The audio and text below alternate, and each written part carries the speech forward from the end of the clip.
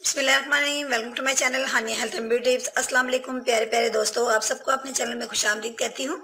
दोस्तों, आज मैं अपने दोस्तों के साथ शेयर करने वाली हूँ 3 चीज़ों की ऐसी अफादियत आपके सामने बयान करने वाली हूँ जिसकी अहमियत से किसी को इनकार नहीं है। आप देख सकते हैं कि मेरे पास चंद इंग्रेडिएंट्स हैं, लेकिन इन इंग्रेडिएंट्स से मुतारिफ करने से पहले, इसकी अफादियत को आपको बयान करने से पहले, बताने से पहले कि इनके क्या क्या फ़ायदे हैं, मैं आपसे रिक्वेस्ट करूँगी मेरे चैनल को सब्सक्राइब कर लीजिए और बेल आइकन पर क्लिक कर दीजिए ताकि जल्दी से हम अपनी इस रेमेडी की तरफ आ सकें जिसके बहुत ज़्यादा फ़ायदे हैं और मैं जल्दी से आपको इससे मुतारिफ करवा सकूं। और दोस्तों ने अगर सब चैनल को सब्सक्राइब कर लिया है, बेल आइकन पर क्लिक कर दिया है, तो मैं उनकी बहुत ज़्यादा शुक्रगुजार हूँ। तो आइए मैं आपको बताती हूँ कि आप देख सकते हैं कि मेरे पास थोड़ी सी अजवाइन है, ये अजवाइन है, ये लहसुन है और ये अदरक का मुरब्बा है। जी हाँ दोस्तों, अदरक नहीं बल्कि ये अदरक का मुरब्बा है। इन तीनों चीज़ों का इस्तेमाल आज हम अपनी रेमेडी में करेंगे। किस तरह से इसको करना है और क्यों करना है और कब करना है, कैसे करना है, मैं आपको पहले बताऊंगी। पहले तो मैं अपने दोस्तों को बताऊंगी कि अजवाइन और लहसुन की जो अफादियत है इससे किसी को इनकार नहीं है। दोस्तों, ये ज़माना कदीम से मुख्तलिफ अमराज के लिए इस्तेमाल होता है। आज का नुस्खा भी बहुत ज़्यादा कारगर है। अजवाइन और लहसुन से कोलेस्ट्रॉल जो है वो कम होता है।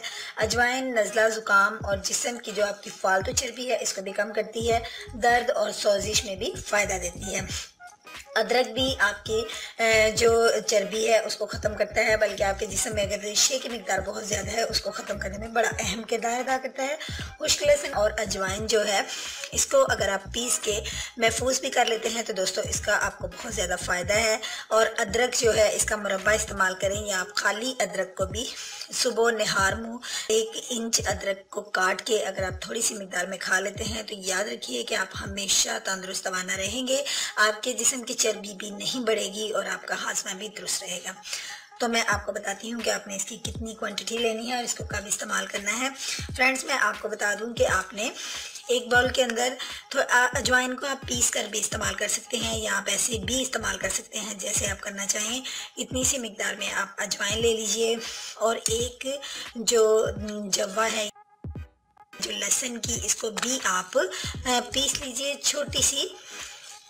ये देखिए, इसको आप पीस के या छोटा छोटा आप काट लीजिए, जैसे भी आपको मुनासिब लगे, जिस तरीके से आप इसको खाना चाहें।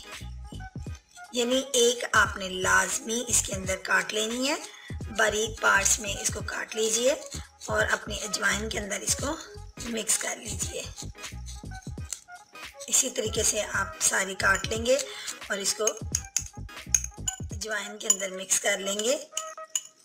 ये देखिए, और दोस्तों इसके साथ जो मेरे पास अदरक का मुरब्बा है इसको भी आपने कुछ इसी क्वांटिटी में ले लेना है। यानी आपने इसको भी थोड़ा थोड़ा करके काट लीजिए कि आपके पास 1 स्पून की मिकदार में ये तमाम जो अमेज़ा है रेडी हो जाए। ये देखिए, यानी अदरक के मुरब्बे को आपने इतनी सी मिकदार में लेना है जितनी मिकदार में आपने लहसुन को डाला है।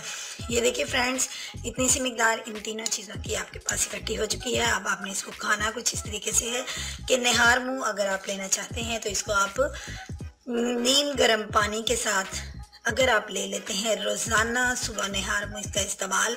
अदरक का मुरब्बा, अजवाइन और लहसुन जो मुरब्बा है उसको उतनी क्वांटिटी में लीजिए जितनी में आपने लहसुन को लिया है और थोड़ी सी मिकदार में आपने अजवाइन लेनी है। इन तीनों चीज़ों के मुरक्कब को आपने नीम गर्म पानी के साथ पी लेना है। याद रखिए फ्रेंड्स, अगर आप ऐसा कर लेते हैं तो आपके जिस्म में किसी किस्म का कोलेस्ट्रॉल नहीं रहेगा, आपका जिस्म जो है तंदुरुस्त तवाना होगा, हाजमा भी दुरुस्त रहेगा और आप हर किस्म की टेंशन से दूर रहेंगे।